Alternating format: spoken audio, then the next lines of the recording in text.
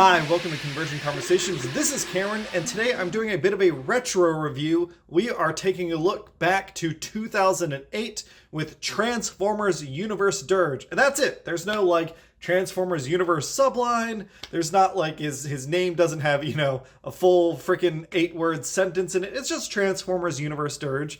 This is a repaint of the Voyager, or maybe at the time it was called Ultra Class.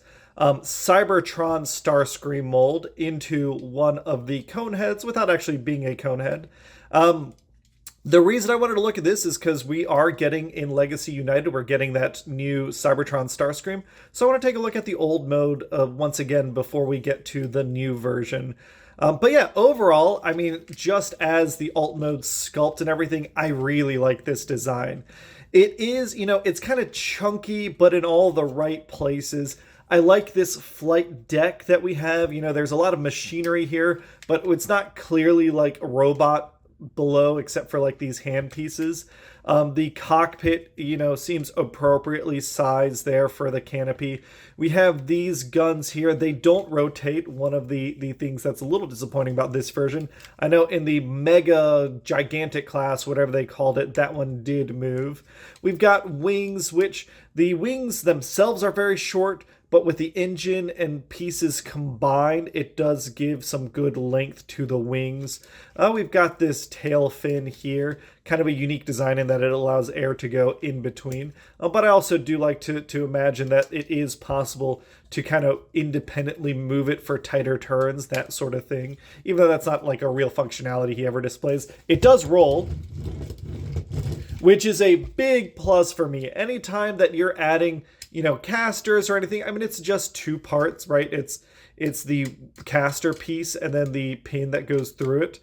So that's 6 total, but it's still adding some complexity, and it's pretty nice. From the top view, the colors are very dirgy and very nice.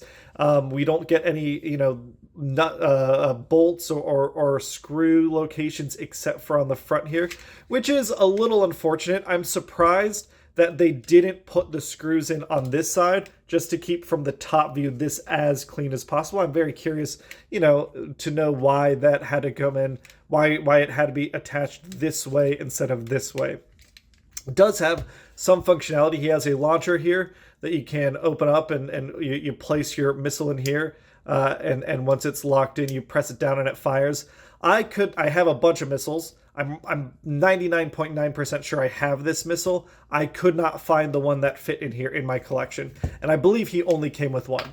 And then he does come with, even though this is not quite a Planet Cyber Key, I mean, it's a Planet Cyber Key mold, but this is a universe version, so it just has the Decepticon symbol here. But he does have the Cybertron functionality of being able to insert a Planet Cyber Key, and he can press it, and it does work in alt mode. Gives him some swords, or maybe they're just some like laser pieces in this version. Again, I like it. It's a cool looking space fighter. There are 2 pieces of obviously very obvious like robot mode here. We do have a head here, which doesn't hide fully, and then we do have robot fists here. But these engines look neat. The overall design looks really neat. Really just maybe another piece to cover up the head or the hands to fold away are my only complaints. Everything else, I like the colors and everything. It just looks pretty good. And I mean, this is a big, decent, chunky toy. Comparing him to like a standard deluxe, I mean, this feels much bigger than what you'd consider a Voyager these days. Let me grab a Voyager.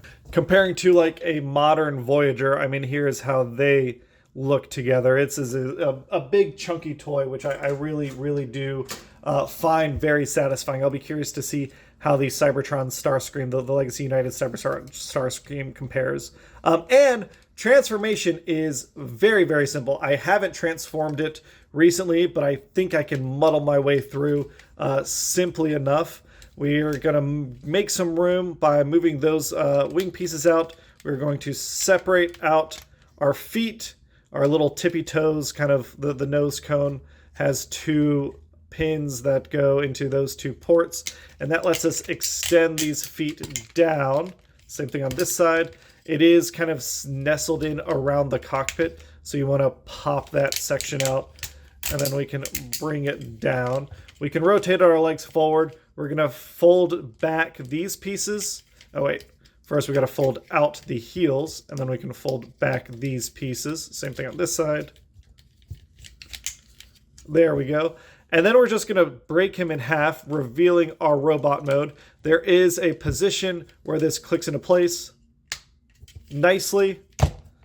Then we can just come in, rotate these shoulders, rotate out the arms, and then bend the elbows the right way and fold down these sections. And here is Dirge in his robot mode. And I mean, again, pretty cool looking toy. By today's standards, the articulation is a little limited, but overall it looks good. There are some, again, things I like, some things I don't like. These missile pods, the top sections were visible in his alt mode. The bottom section, I don't know why it like extends down like that. Maybe that is accurate to the show design, because I think they use the same models for the CAD model as they did for the show model. It just looks weird. It looks like stretched out and kind of odd. But he does have a swivel here on his head. No real up and down.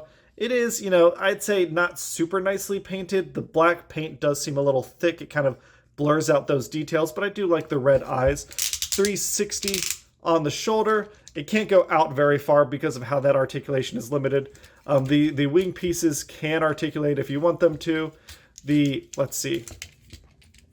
There is no twist at the bicep. There's just 2 detents at the elbow, and you can bring it back if you want to kind of cheat. There is no waist swivel here. There is, oddly enough, I feel like I have this leg backwards because there we go. Now you're not seeing the screws. The legs, they can kick out that far and then they get in the way of the gun, which is another point of frustration that if the gun could articulate, it could get out of the way. It can kick back plenty far. They can get almost a full Van Damme. Well, they can once you get the arms out of the way. There we go. Full Van Damme. You do have, bring the legs back down. You do have thigh swivel here. You do have a very deep knee bend, which is appreciated.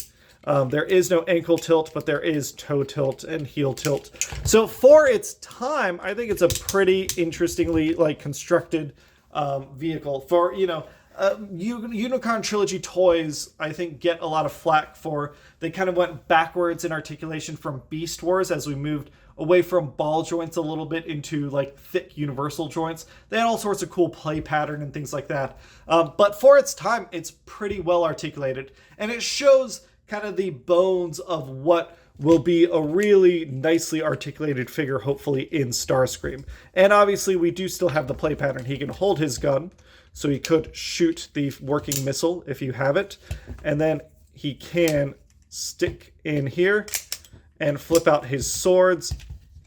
The bicep swords are really, really cool. It's a nice homage to like the Seeker Null Rays while being its own unique weapon. I like that a lot. And I like Dirge a lot. I'll be interested to see how the new toy improves. I feel like in terms of articulation and proportions, that's where things will improve dramatically. But this is still like a fun, chunky toy. And this gimmick is a lot of fun. Flipping out these swords is really, really neat. And I dig it. I've heard that the new one is CyberKey compatible. I'm really excited. I haven't had a chance to check out any reviews yet. This week's been crazy from work.